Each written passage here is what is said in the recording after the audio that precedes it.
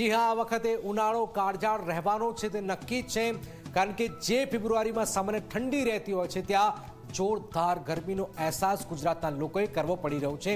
આ ગરમી આ વખતે રેકોર્ડ તોડી નાખશે તો નવાઈ નહીં। ગરમીમાં રોગચાળો પણ કરવાનો છે તે નક્કી છે, તેની શરૂઆત થઈ ગઈ છે। તો એક રાહતના સમાચાર પણ સામે આવ્યા, ત્યારે શું છે આ સમાચાર, શું થયું છે, શું થવાનું છે આગામી 2-3 મહિનાની અંદર, આવો જોઈએ, જાણીએ, સમજીએ।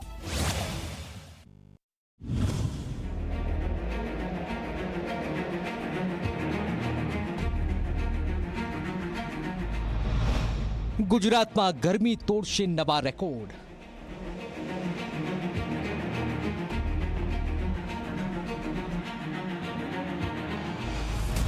પરસેવાથી રેબઝેબ કરી નાખશે ગરમી।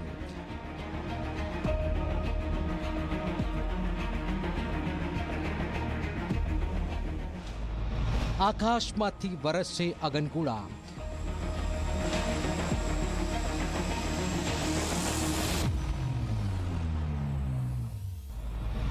દિવસે બહાર નીકળવું બની શકે છે મુશ્કેલ।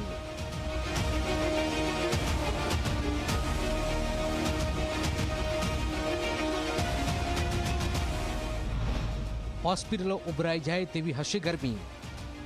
હા, આ વખતે ગુજરાતમાં ગરમી રેકોર્ડ તોડે તો નવાઈ નહીં, કારણ કે તેનો અંદાજો અત્યારથી જ જોવા મળી રહ્યો છે। જે ફેબ્રુઆરીમાં સામાન્ય ઠંડી રહેતી હોય છે અને માર્ચમાં પણ થોડો ઠંડીનો અહેસાસ થતો હોય છે, ત્યાં આકરો તાપ પડવા લાગ્યો છે। શહેરમાં જ્યુસ, લીંબુ પાણી અને આઈસ્ક્રીમ લારીઓ લાગી ગઈ છે। આ લારીઓ શહેરીજનોની ભીડ પણ જમવા લાગી છે। આ તો હજુ શરૂઆત છે, ખરી ગરમી તો હવે પડવાની છે અને આ ગરમી એવી આકરી હશે કે તે જૂના તમામ રેકોર્ડ તોડી નાખે તેવી સંભાવના છે। દિવસે બહાર નીકળવું મુશ્કેલ થઈ જશે। આકાશમાંથી અગનગોળા વરસતા હોય તેવો અહેસાસ થશે। પરસેવાથી રેબઝેબ થઈ જવાશે। और अभी जो अहमदाबाद में उच्चतम तापमान रिकॉर्ड हुआ है वो है 37.7 डिग्री सेंटीग्रेड।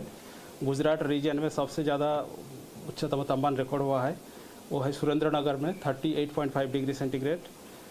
और अहमदाबाद और आसपास का जो क्षेत्र है इसके लिए अगले 24 घंटा तक जो उच्चतम तापमान है 36 डिग्री सेंटीग्रेड के आसपास और लघुतम तापमान जो है 20 डिग्री सेंटीग्रेड के आसपास का पूर्वानुमान दिया गया है।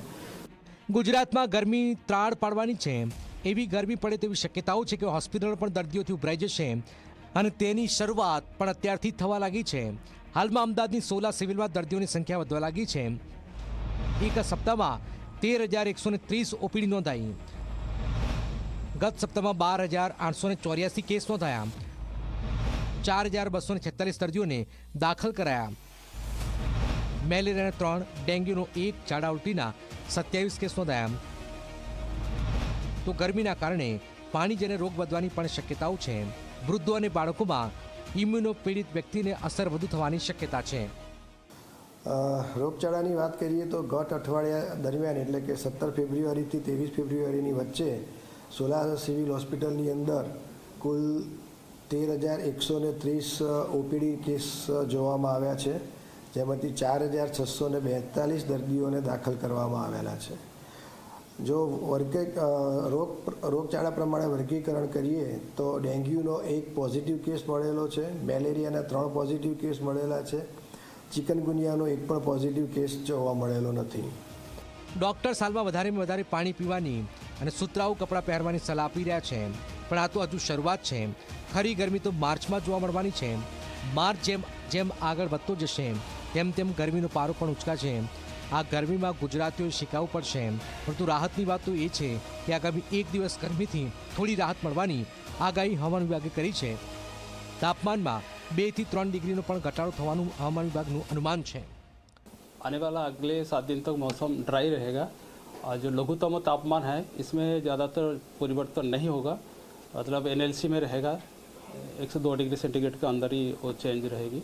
और जो हमारा उच्चतम तापमान है इसमें 2 से 3 डिग्री सेंटीग्रेड टेम्परेचर डाउन होने का पूर्वानुमान है अगले 3 दिन तक। उसके बाद फिर NLC में रहेगा। ગરમીમાં આ ઘટાડાનું કારણ ઇન્સ્યુસર્ડ લો પ્રેશર અને ટ્રફ સક્રિય થયું છે તે છે। તો ઉત્તર ભારતના પહાડી રાજ્યોમાં થયેલા બરફના વરસાદના કારણે ગરમી થોડી ઘટી છે. જો કે એવું ન સમજવું કે આ વખતે ગરમી ઓછી રહેશે. ગરમી તો કાળઝાળ પડવાની જ છે અને એના માટે આપણે સૌએ સજી ધજીને તૈયાર રહેવું જ પડશે. Bureau report, Zee media.